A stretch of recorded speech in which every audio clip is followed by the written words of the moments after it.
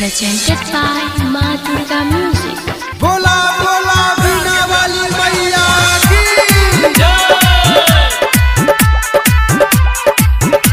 Singing by Anil Yadav.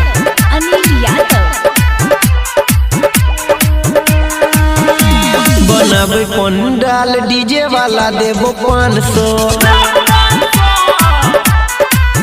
रे बनाबे पंडाल DJ वाला देबो 500 एते सरस्वती मैया संगे में हंसो एते सरस्वती मैया संगे में हंसो बनाबे पंडाल डीजे वाला देबो 500 हाँ बनाबे पंडाल डीजे वाला देबो 500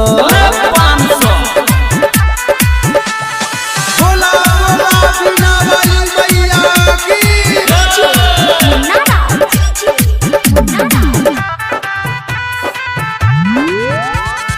खिड़की बाजार मधुबनी।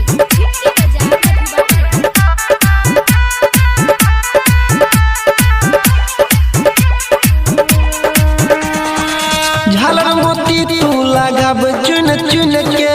करे नैया इंतजार रे फूल लड़लौतै मोलनिया रे भाई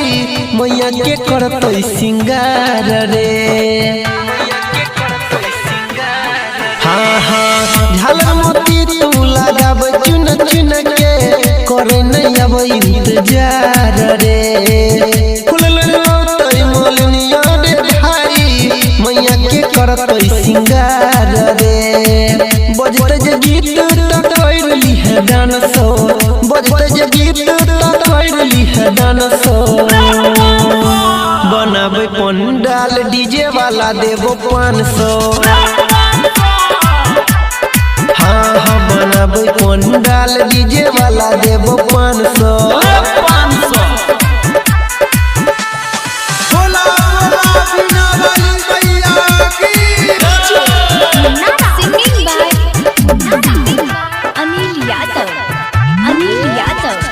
खिड़की बाजार मधुबनी।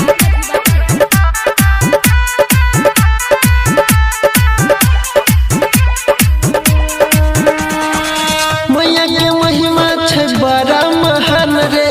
जाने छै पूरा जहान रे दुख के मोटरी दूर भाग जेतो एक बेर ल ले तू नाम रे हाँ हाँ मैया के महिमा छै बड़ा महान रे जाने छै पूरा जहान रे दुख के मोटरी दूर भाग जेतो एक बेर ल ले तू नाम रे परवीन गोपाल फेरो मिलतौ नै चान सो अनिल परवीन फेरो मिलतौ नै चान सो बनाबे पंडाल डीजे वाला देबो 500